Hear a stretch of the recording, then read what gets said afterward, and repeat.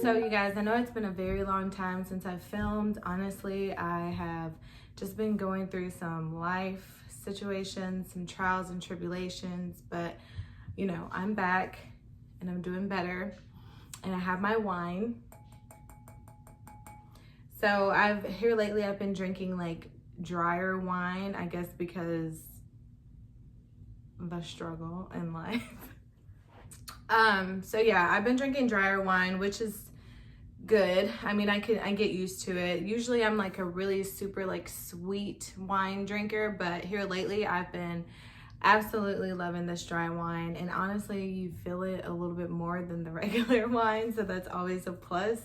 But anyways, let's get into the reason that I'm filming. A lot of people speaking out about things that they've been going through and dealing with at jobs and companies and things like that.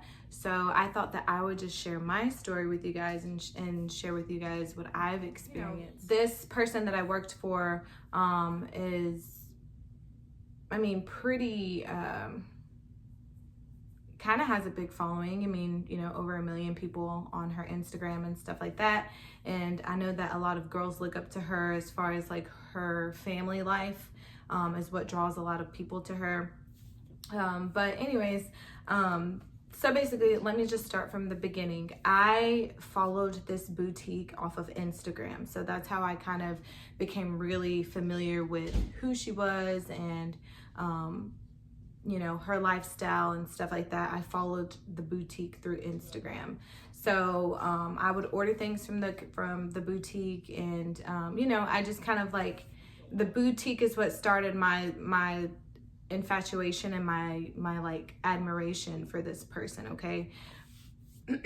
So I followed her boutique on Instagram, and then I followed her, and I would just like keep up with her lifestyle and things like that through Instagram.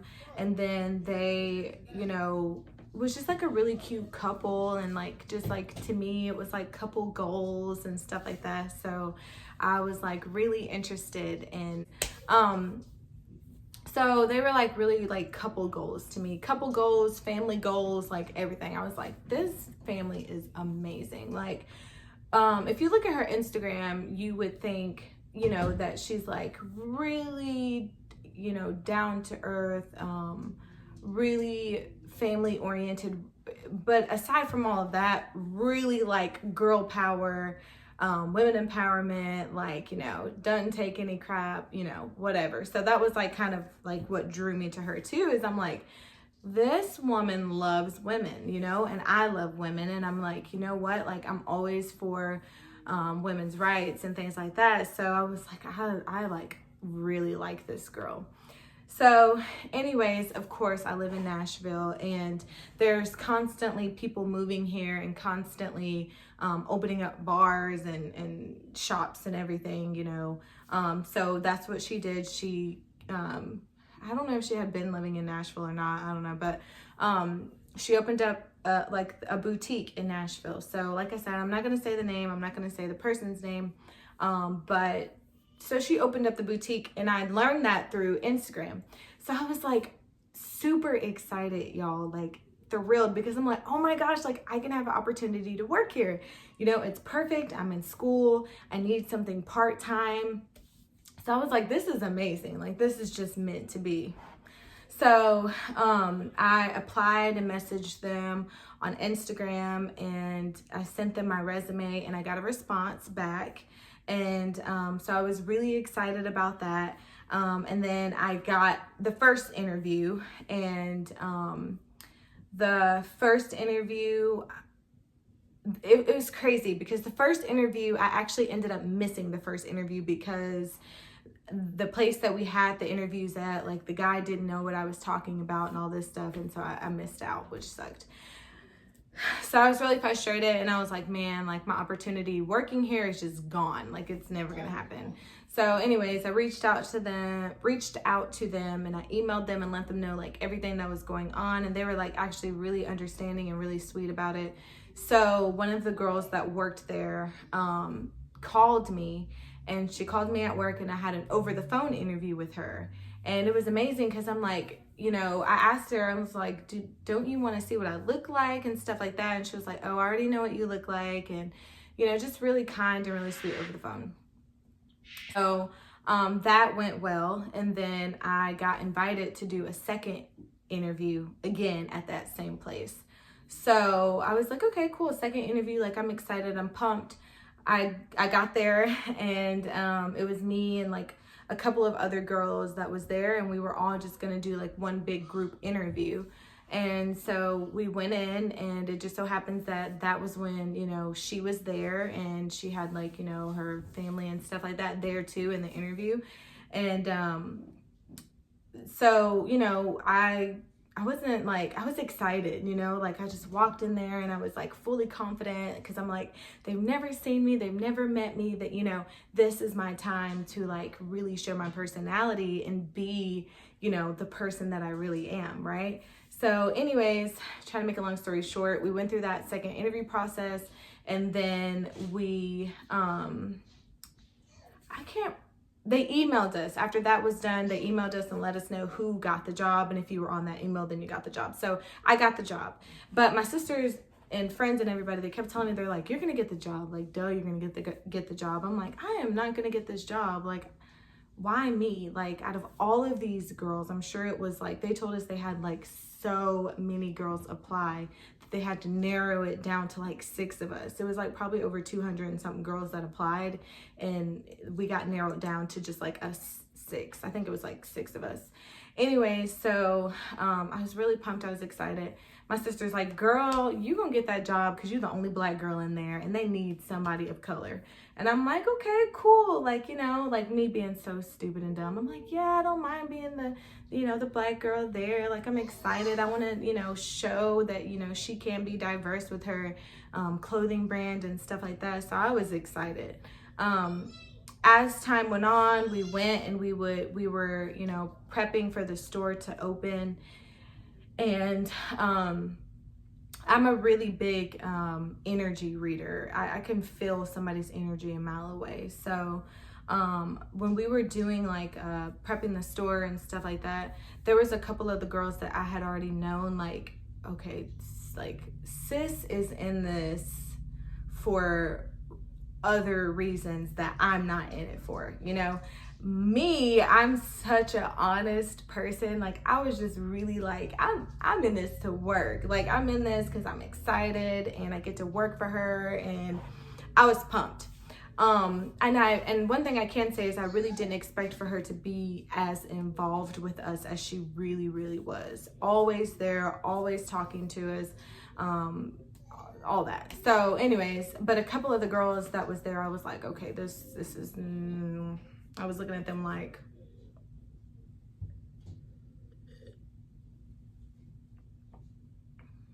you ain't slick, and I know your energy, but okay. So anyways, I, you know, was still being super friendly to everybody. Time went on, and, you know, the store, we had our grand opening and all of that stuff, and all of that went really well. And then I started slowly noticing that the communication at this place was horrible, awful. Let me just tell you.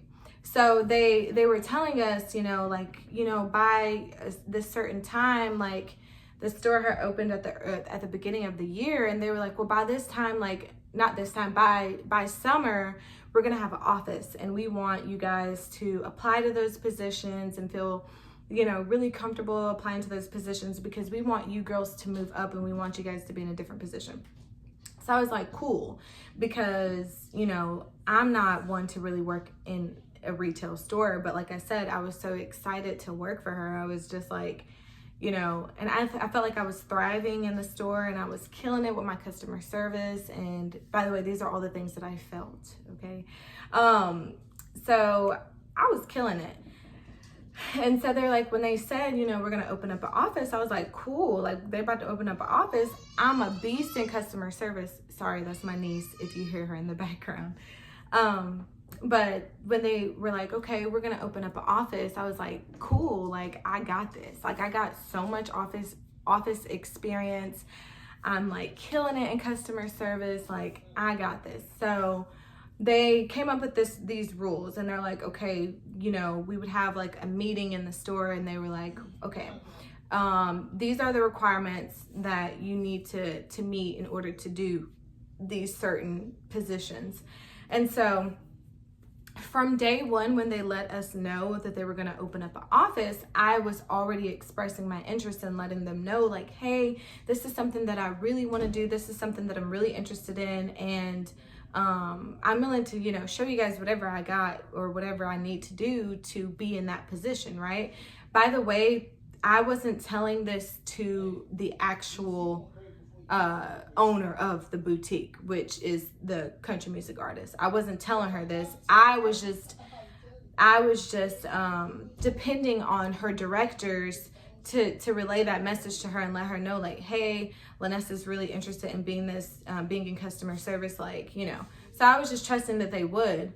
But as time went on and I was working there, the energy got so weird, y'all, and got so uncomfortable. It got really, really cliquey. I cannot even begin to express how cliquey it got.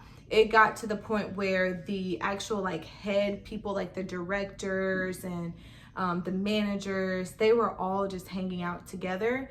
And it was like me and like a couple of my other friends who worked there.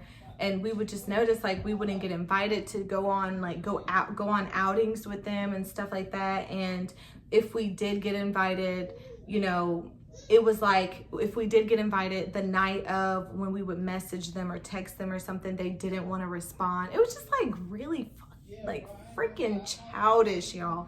So childish. And these women are in their mid-20s. Like, these girls were in their mid-20s. Some was in their early 20s, but like some of the girls was like 25, like me. Like, I mean, I'm 26 now, but at the time I was 25, and the head director was like I think she was like maybe a year or two older than me.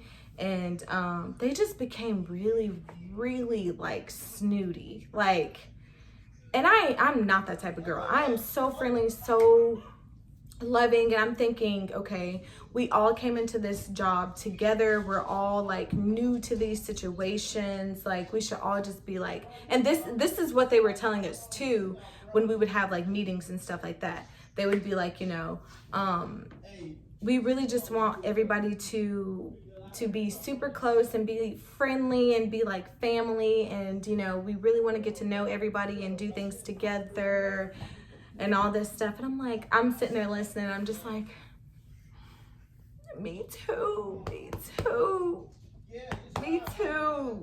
and my dumb ass. Like, I could laugh about it now, y'all, for real, but I was fully, genuinely invested, okay? But not every person will be as genuine and as kind and as invested as me. Like, I've learned that. I really had to learn that from working there. And also, like, you know, it just, like I said, it just got really cliquey. And it was just, I don't know what it was. Like, I don't know if they just didn't want us to hang out with them. They would make jokes and be like, oh my gosh, y'all are such fangirls and stuff like that. And I'm like, we're fangirls because we're working and we want to play the boss's music and give the customers that full on experience that they're looking for. We're fangirls. By the way, like, these girls who was in charge, they didn't have any experience as being in charge or being managers or anything. They have no experience, and it really, really showed. There was just so many times where, like, I would have to ask the manager. I would have to ask the manager, but trust and believe, I didn't want to. I would have to ask her to come like handle certain situations with customers and stuff like that. She would not want to do it. She would huff and puff and have the nastiest attitude. The customers could see it a mile away. Y'all, it was crazy. From the outside looking in, and all of the pictures and events and stuff that we did, like, granted, it was fun, but at some point it just felt too fake and too forced for me. So I was like, I just started getting to the point where I never thought that I would ever want to like not work there, because like I said, I had been trying to get to a point where I was working in the office, you know, and for some reason they would not let me work in that office. they would never really just give me a clear answer on not working in that office. And like I would go into work, I really wouldn't speak to anybody. I would just come in and, you know, get ready and go out there on the floor. And the reason why I started doing that is because my energy was starting to match theirs. Like it just felt so fake, like fake as hell, like real fake. And so I'm like, okay, like I can't, like I don't want to come to, it got to a point where I was like, I don't even want to go to work no more, because the girls were just so catty, not friendly, just constantly talking about each other. I'm like, I know if you talking about her to me, you got to be talking about me to her. There was even a time where it was me and the GM, and this other, another coworker, and we were all standing there at the desk or at the front, and waiting on customers to come in, and the coworker looked at me and she was like, Lanessa, can you teach me how to act ghetto? And I was like, I know she did not just ask me that. Like, that's what I'm thinking in my head. But I'm thinking, okay, cool, the GM right here, maybe she'll like tell her like, hey, that's inappropriate. So I looked at her and she didn't say anything. Of course, the GM didn't say anything. So I look at the girl and I'm like, excuse me? I was like, I don't know what you're talking about. I don't know how to act ghetto. That ain't my forte. Like, I don't know how to do that. She was like, well, that sounded ghetto to me. And I was like, FYI, this is the type of that we have to deal with as Black people. These are the questions that we have to deal with at work. Like stupid like that, like for real. So nothing was done. I even told like the directors and whatever, and it was 2 directors, okay? So it was 2 directors, it was two GMs, it was like 2 directors, a GM and a GM assistant, and then it was like 2 key holders or whatever. And so at the beginning, they also had told me, they're like, Lanessa, we're gonna have you be a key holder because you work so late. Like you're part of like the afternoon shift, because I was in school in the morning. So I was like, cool. I knew that, you know, when you're a key holder, you get paid, like you got paid $1 more. Something happened to, like, y'all, I didn't even get a reasoning as to why I wasn't even a key holder either. Like they just refused to let me be a key holder. Just would not let me have any kind of title of anything except for sales associate. They would not let me do nothing. So, but anyways, back to me wanting to be in the office. So I had, you know, emailed them and was calling and texting and letting them know like, hey, is there, you know, any updates going on with, you know, the office and all this stuff. And basically it was like, they were just like, well, we still haven't got approved or whatever for the house that they were wanting the office to be in. And so I was like, cool, you know, I understand that or whatever. So as time went on, the new girl that they had hired, which was the girl who asked me to teach her how to act ghetto, I started noticing that she started handling like the emails and taking the phone calls and stuff like that, right? And so I'm like, I know they did not give her the position that I really, really was asking for, that I really proved to be a good fit for. Like, I'm not just talking shit. I knew I couldn't do, you know, a manager position in the store because I knew that that's not what I was good at. I knew I couldn't do anything like inventory and stuff like that because that's not what I'm good at. I'm good at customer service.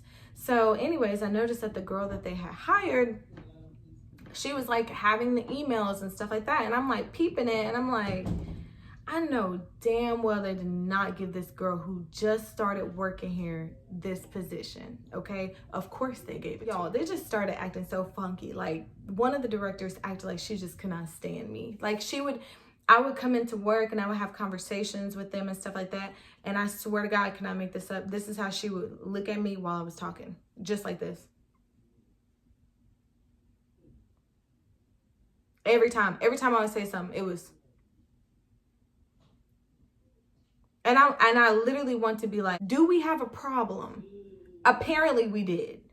So I never got into it or argued with any of them. But, you know, they gave that position to that girl. And that was when I really just drew the line, because I'm like, you told me. I texted her. I even have screenshots, y'all. I still have these screenshots. I texted her and I said, if I can learn how to attach these screenshots to this video, I will.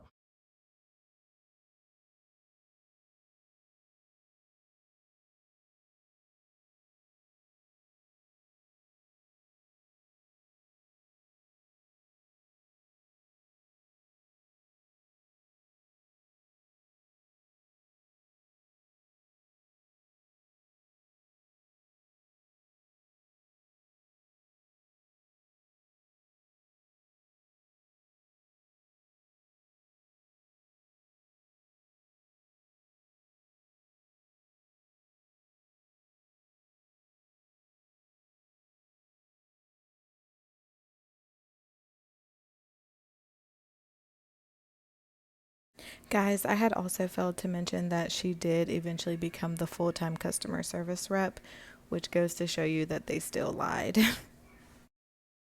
This position. Need I remind you, they're not telling me like, no, you can't do the position.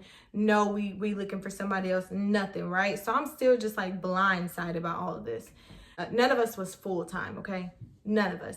Need I remind you, they never differentiated that there was going to be a full-time person and a part-time person. Basically just lying. Just straight up lying, okay? Just lying. So I'm like, okay, cool. Like, I said, I texted her something like, okay, that's cool, whatever. Anyway, so after that text message, I had, there was a day where I had car trouble. And like, y'all, I had a raggedy, beat up, like, G5. Like, it was raggedy. It would not turn on sometimes. It would stop in the middle of the street, like, that raggedy. So my car wouldn't start one day. And I was like, dang, like, how am I going to get to work? So I messaged the same lady, the same girl, y'all. And I was like, you know, hey, I'm having car issues. I was really for real having car issues. And she was like, basically like, that's not my problem and you need to find a way to get to work. And so need I also remind y'all, I lived in the middle of nowhere and Uber and Lyft was not an option. My husband was not at home. I had nobody to come get me and take me to work.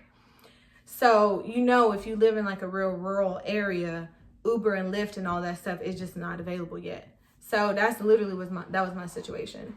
And so I posted like a screenshot on Instagram being funny, like, you know, y'all look, I can't even like order an Uber or Lyft, you know, just being funny because that's just how I am.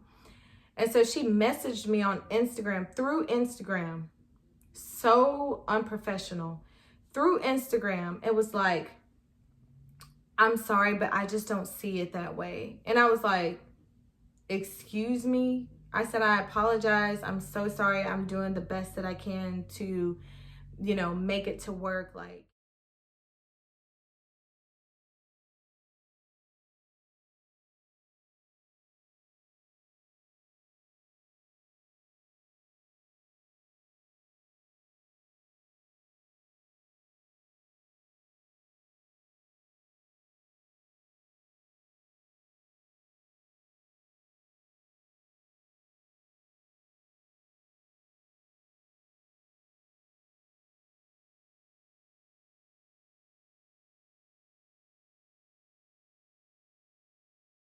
meeting. I said, we need to meet whether or not I make it in or not. Because at that point I was pissed off. So I messaged, I had I don't know if I talked to her in person or I texted her, but I was like, I really need to have a meeting with y'all. So she brings in, I'm thinking it's gonna be the two directors. So I'm like, cool. Like the other director, she was pretty cool. Like I was like, she gonna be able to understand and like see my side and everything.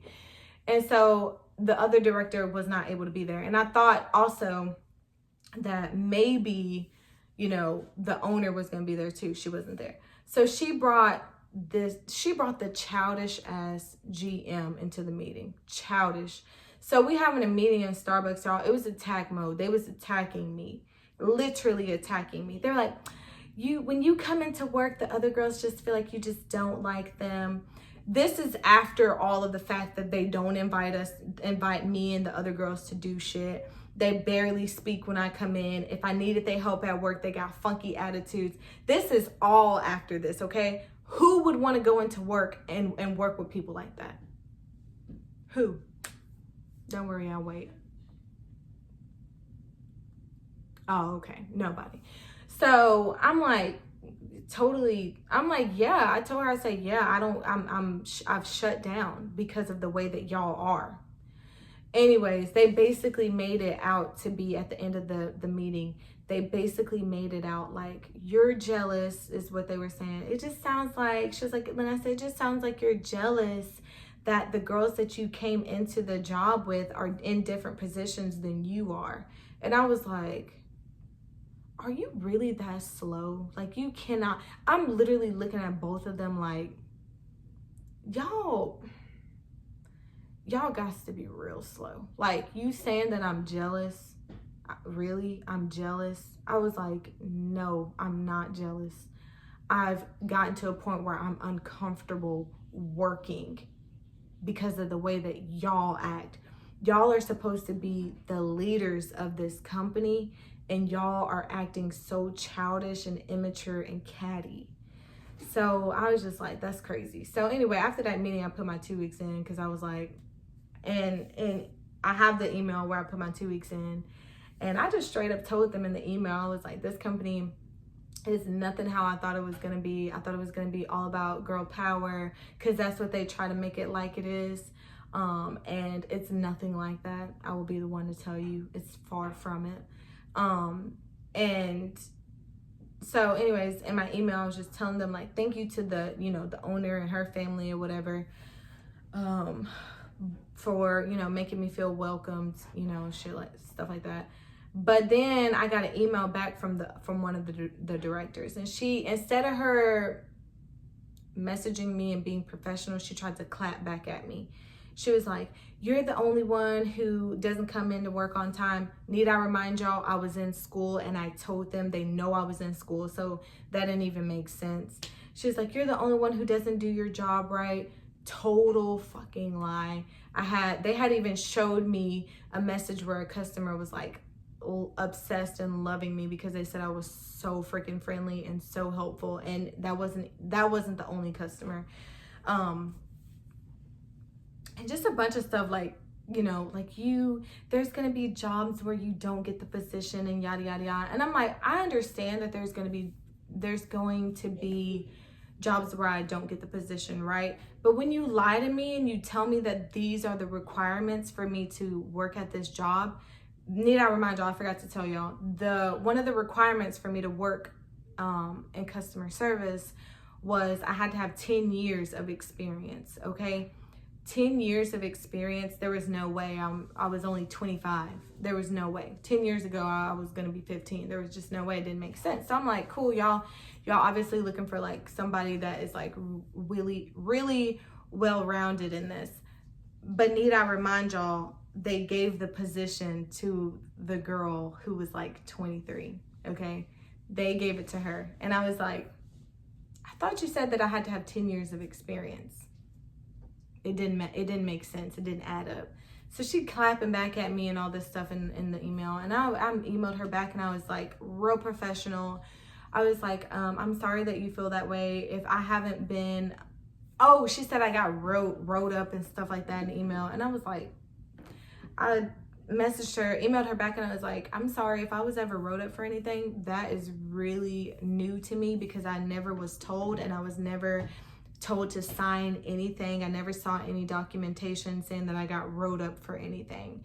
So things at that place ended really ugly really ugly. Like I talked to 2 of the girls, which I love so much, and I'm so thankful because I feel like I was put in that situation to make good friends.